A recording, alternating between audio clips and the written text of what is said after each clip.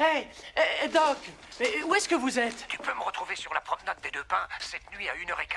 Je crois que je viens de faire une découverte importante. Attendez un peu. Vous voulez dire à 1h15 du matin? Mais qu'est-ce qui se passe? Monsieur Wilson, notre maire veut mettre une nouvelle horloge à la place de l'ancienne. Il y a 30 ans, la foudre s'est abattue sur ce clocher. Depuis cette époque, l'horloge est arrêtée. Ta voiture était pas fichue de me dire qu'elle a un angle mort. Mais c'est ta voiture, c'est à ton assurance de rembourser. Et ça alors, hein, qu'est-ce qui va me le payer? Non mais je me suis flanqué de la bière partout sous l'effet du choc. Qui va me payer la note de teinturier? Allô, y a personne au bout du fil?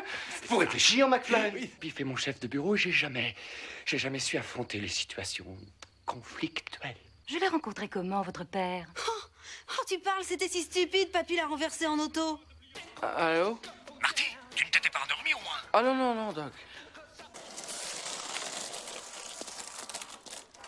Tu vas assister à ma toute nouvelle expérience, la plus importante de ma vie, le couronnement de toute ma carrière.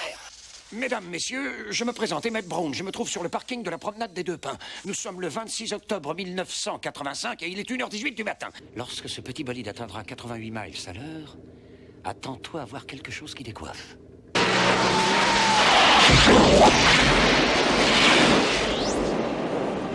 Le déplacement temporel a eu lieu à exactement 1h, 20 minutes et 0 secondes.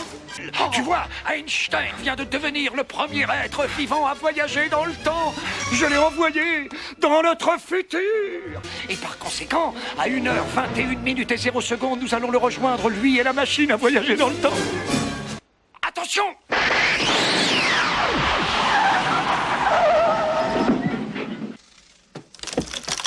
Oh, Einstein, petite crapule.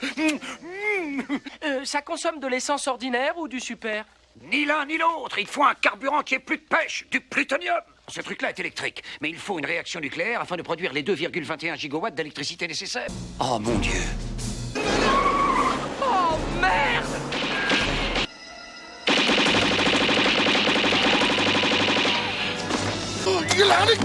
Oh!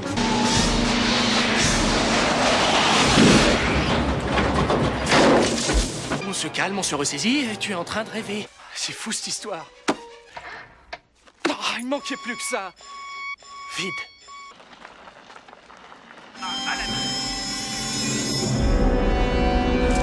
Je dois rêver, c'est pas possible.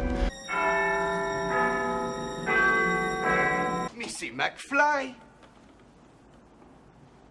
Mais qu'est-ce que tu fous ici? C'est à toi que je parle, des sourds McFlan, espèce de crème anglaise. Oh, salut Biff, salut les gars, ça va? Alors McFly, t'as fait ma rédac? Tu veux ma photo, banane?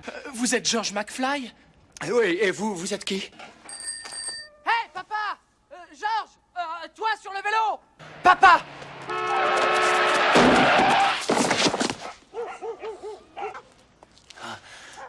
Est-ce que vous fichez au milieu de la rue un garçon de votre âge? C'est curieux, vous avez un air de famille avec je sais pas qui. Je connais pas votre maman.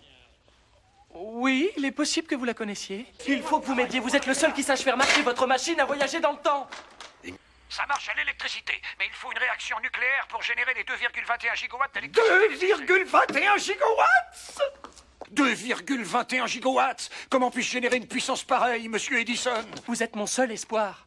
Mais la seule source d'énergie capable d'engendrer une puissance de 2,21 gigawatts, c'est la foudre et rien d'autre. Malheureusement, on ne peut jamais savoir où et quand elle va tomber.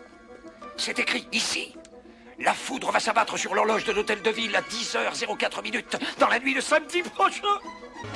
Nous te renverrons vers le futur.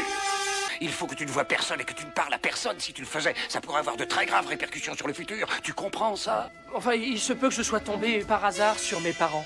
Selon ma théorie, ton intervention a empêché tes parents de se rencontrer. Et s'ils ne se rencontrent pas, ils ne tombent pas amoureux. Et s'ils ne se marient pas, ils n'ont pas d'enfants. Tout se passe comme si ta mère avait jeté son dévolu sur toi et non sur ton père.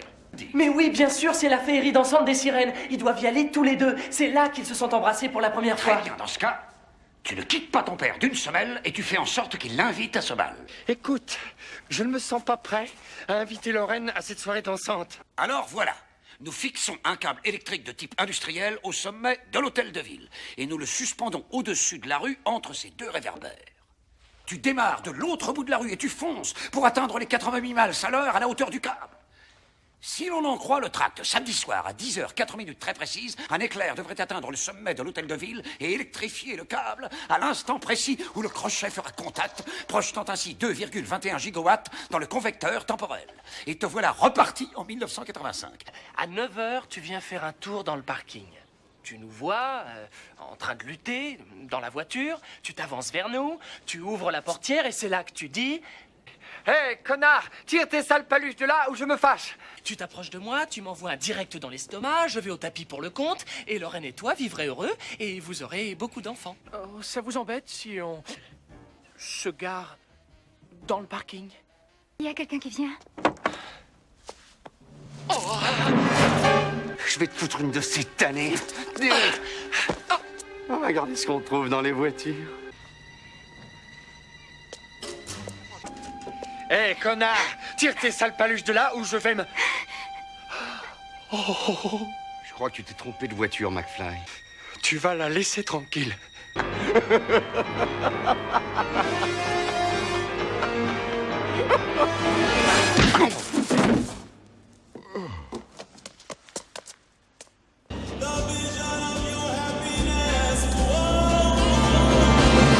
J'avais comme un pressentiment pour vous deux. J'avais un pressentiment, moi aussi. Je te renvoie à la même heure, à la seconde près, comme si tu n'avais pas quitté ton époque.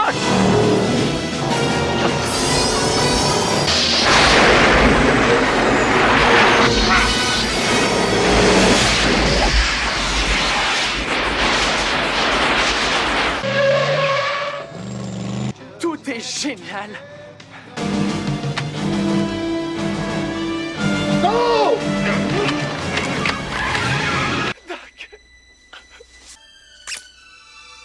Un gilet pare-balles? Regardez, Biff est là dehors en train de l'astiquer. Déjà au lycée, il fallait que je le tienne à l'œil. Quoique, s'il n'avait pas été là... Nous ne serions jamais tombés amoureux. C'est vrai. Il s'agit de vos enfants. Il faut qu'on fasse quelque chose pour vos enfants. Là où on va, on n'a pas besoin de route.